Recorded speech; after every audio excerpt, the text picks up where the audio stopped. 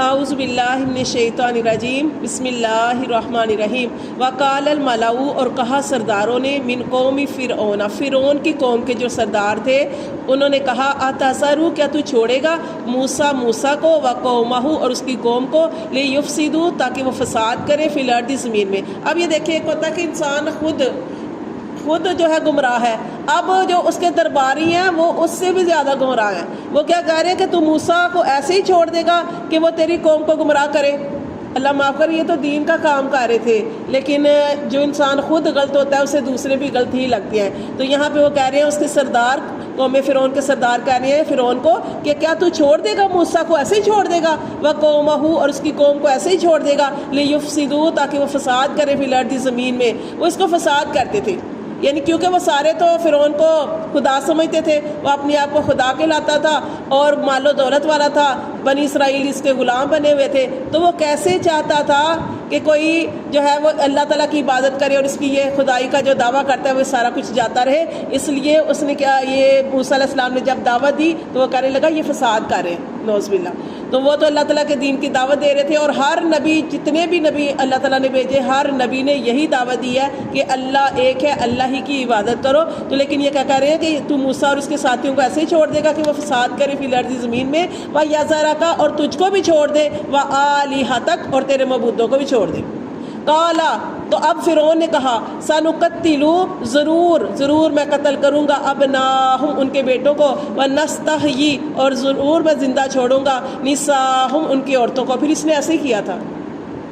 آپ جانتے ہیں نا کہ جب اس نے خواب بھی دیکھا تھا، فرعون نے کیا خواب دیکھا تھا؟ اس نے خواب دیکھا کہ کوئی بنی اسرائیل، اس نے یہ دیکھا کہ خواب میں اس نے یہ دیکھا کہ اس کی حکومت کو اور اس کو کسی نے تباہ و برباد کر دیا۔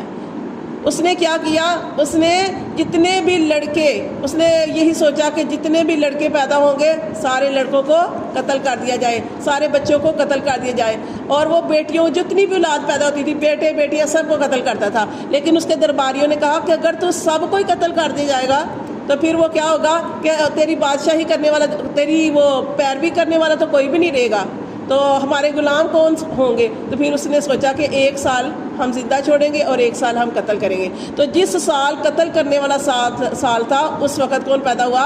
قتل کرنے والا سال، اس وقت موسیٰ علیہ السلام پیدا ہوئے۔ اور اس کا واقعہ اتنا پیارا واقعہ کہ ان کی والدہ نے وہ روئے نہیں، لیکن موسیٰ علیہ السلام پیدا ہوئے تو روئے نہیں ہیں۔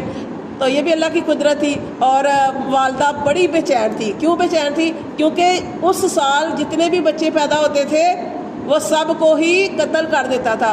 اب موسیٰ کی ماں بڑی پریشان تھی کہ اب میں کیا کروں، کہ ذرا بھی باہر خبر نکل گئی کہ بچہ پیدا ہوا ہے، بیٹا پیدا ہوا تو قتل کر دیں گے۔ لیکن اللہ تعالیٰ نے اس کی والدہ کے دل میں الہام ڈال دیا، اس کی والدہ کے دل میں الہام ڈال دیا کہ تو پریشان نہ ہو، ہم تجھے تیرے بیٹے کی طرف سے تیری آنکھیں ٹھنڈی رکھیں گے۔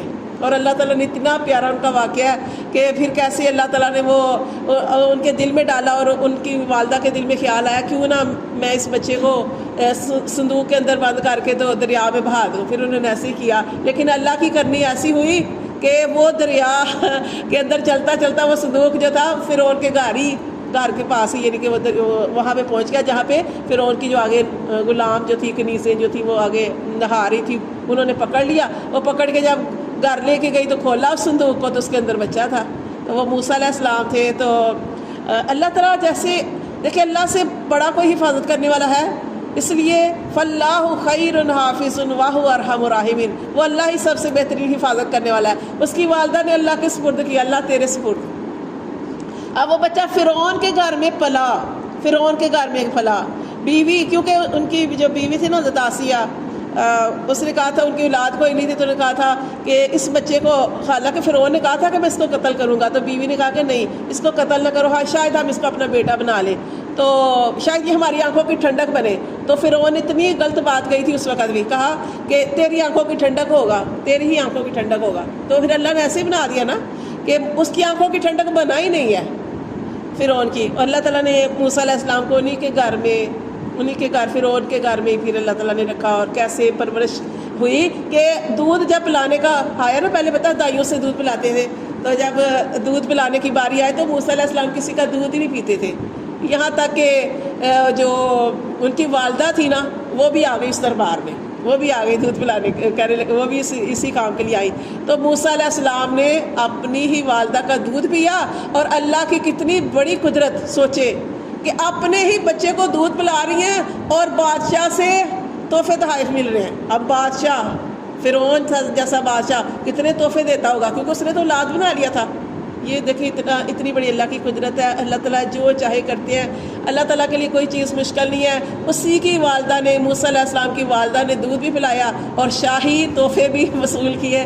اپنی دودھ پلانے پہ اجرت بھی ان کو ملتی رہی. لیکن وہ کیا تھا کہ بہرحال یہ سارا واقعہ پھر بڑا لمبا ان کا واقعہ انشاءاللہ ساتھ ساتھ پڑھتے جائیں گے. تو یہاں پہ جو ہم پڑھے ہیں کہ اس نے کیا کہا تھا کہ ہم قتل کر دیں گے ان کے بیٹوں کو اور زندہ چھوڑ دیں گے ان کی عورتوں کو. وَإِنَّا فَوْقَهُمْ قَاهِرُونَ، اور بے شک ہم ہی ان کے اوپر غالب آنے والے ہیں یا غالب رہیں گے. قَالَ، تو کہا موسیٰ علیہ السلام نے، لِقَوْمِهِ اسْتَعِینُوا، اے میری قوم مدد طلب کرو اللہ باللہ، اللہ سے، وَاصْبِرُوا، اور صبر کرو. ادھر اتنا ظالم بادشاہ ہے، وہ کیا کہہ رہا ہے، میں ایسے کر دوں گا، میں ویسے کر دوں گا. یہ اس طرح کے منصوبے بنا رہا ہے، ان کو تانے دے رہا ہے، ان کو دھمکیاں دے رہا ہے. ٹھیک ہے، اتنا ظالم بادشاہ ہو، وہ تانے دے، دھمکیاں دے. بڑا آدمی آپ کو دھمکیاں دے تو آپ کی کیا کیفیت ہوگی؟ آپ کے پاس کچھ بھی نہیں ہو. تو یہ دیکھیں ایک بڑی چیز ہوتی ہے اور وہ ہر ایک کے پاس ہے، وہ اللہ ہے. اب یہاں پہ موسیٰ علیہ السلام نے بھی اپنی قوم سے کہا کہ ہم کچھ نہیں کر سکتے، لیکن ایک چیز ہمارے پاس ہے کہ اللہ ہمارا ہے. قَالَ مُوسَىٰ لِقَوْمِهِ اسْتَعِینُوا بِاللَّهِ، انہوں نے کہا موسیٰ علیہ السلام نے اپنی قوم سے کہ مدد مانگو اللہ سے، وَاصْبِرُوا، اور صبر کرو. صبر کرو، یہ ہوتا ہے صبر. صبر کرو. إِنَّ الْأَرْضَ لِلَّهِ، بے شک زمین اللہ کی ہے، اللہ کی زمین ہے. یورثُوہا، وہ وارث بناتا ہے، من یشاء، جسے چاہتا ہے، من عبادی، اپنے بندوں میں سے. اچھا، وارث بناتا ہے. اب دیکھیں جیسے وارث کسے کہتے ہیں؟ ایک شخص ہے، اس کی زمین ہے، تو جب وہ اس دنیا سے جائے گا تو دوسرے کو میراث ملے گی نا. یہ بھی یہاں پہ موسیٰ علیہ السلام اتنی پیاری تسلی دے رہے ہیں اور کہہ رہے ہیں کہ اللہ کی زمین ہے، اللہ ہی وارث بناتا ہے اور اللہ تمہیں بھی وارث بنائے گا. دیکھیں اللہ فرماتے ہیں وَالْعَاقِبَاتُ لِلْمُتَّقِينَ، اور عاقبت جو ہے ہمیشہ آخرکار پرہیزگاروں کے لیے ہوگی. کہ ان کو تسلی دے رہے ہیں کہ پریشان نہیں ہونا، یہ اللہ کی زمین ہے، اللہ جسے چاہے وارث بنائے، اور اللہ تمہیں بھی وارث بنا سکتا ہے. تو پھر ایسے ہی ہوا تھا نا کہ یہ جب غرق ہو گئے. دیکھیں اتنا پیارا ان کا واقعہ آتا ہے کہ اس سے ایمان انسان کا جو بڑھ جاتا ہے کہ اللہ تعالیٰ نے کیسے فرعون کو اور اس کے ساتھیوں کو غرق کر دیا، اور وہ گھر، وہ محلات، اب دیکھیں محلات کے اندر کتنے امیر لوگ ہوتے ہیں، ان کے سونے چاندی خزانے کیا کچھ ہوتا ہے گھر کے اندر. ان سب کو اللہ تعالیٰ نے فرعونیوں کو گھر سے باہر نکال دیا، دریا میں ڈبول دیا. اور اللہ تعالیٰ نے موسیٰ علیہ السلام کو اور موسیٰ علیہ السلام کے جو ساتھی تھے، اللہ تعالیٰ نے ان کو محفوظ رکھا. ایک دریا ہے، اس سے اس میں یہ غرق ہو گئے اور اللہ تعالیٰ نے موسیٰ اور اس کے ساتھیوں کو محفوظ رکھا. تو یہ اللہ کی بہت بڑی قدرت تھی. تو اس لیے سب سے بڑی طاقت اللہ کی طاقت ہے.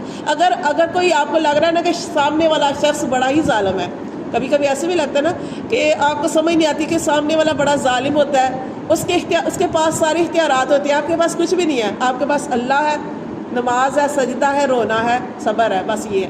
لیکن یہ صبر، یہ رونا، یہ اللہ سے جڑنا، یہ ایک دن اتنی بڑی طاقت بن جاتے ہیں نا. آپ جب اللہ سے جڑتے ہیں تو پھر کامیابی آپ کو ملتی ہے، لیکن اس کے لیے صبر ضروری ہے. قرآن دیکھیں، جتنا بھی ہم قرآن پڑھیں اس میں صبر آ رہا ہے. صبر جو بھی کرتا ہے نا اس کو کامیابی ضرور ملتی ہے. ضروری نہیں فوراً مل جائے، تھوڑا ٹائم لگتا ہے، پھر انشاءاللہ. آپ دیکھیں یہ اتنا ان کو اتنی زیادہ مشکلات ہوئی، لیکن اللہ تعالیٰ نے آخرکار جو تھی فتح جو تھی وہ موسیٰ علیہ السلام کو بھی عطا فرمائی تھی. تو دیکھیں وہ یہاں پہ بتایا جا رہا ہے کہ وہ تسلی دے رہے ہیں کہ وَالْعَاقِبَاتُ لِلْمُتَّقِينَ، اور پریشان نہیں ہونا، اور انجام کار آخر متقین کے لیے ہی بہتر ہے. قالوا، اب وہ جو جادوگر تھے یا جو ان کی پیروی کرنے والے لوگ تھے موسیٰ علیہ السلام کی، وہ کہنے لگے موسیٰ علیہ السلام سے، اوذینا، ہم تو ستائے گئے، من قبلی، آپ کے آنے سے پہلے بھی، ان تاتیانا، یہ کہ آپ ہمارے پاس آتے، ومن بعدی، اور اس کے بعد بھی، ما جیتنا، جب آپ ہمارے پاس آئے. یعنی ہمارے تو حالات ایسے ہی ہیں، آپ کے آنے سے پہلے بھی ہم ستائے گئے، ہمیں تکلیفیں دی گئی، اور آپ کے آنے کے بعد بھی ہمیں تکلیفیں دی گئی. کالا، تو آپ یہ دیکھیں موسیٰ علیہ السلام آگے ان کو تسلی دے رہے ہیں، کہہ رہے کالا، کہا انہوں نے، اسا، ممکن ہے، شاید، ربکم، تمہارا رب، ان یہلکا، ہلاک کر دے، عدوکم، تمہارے دشمنوں کو، ویستخلفکم، اور تمہیں خلیفہ بنا دے، فی الارض، زمین میں.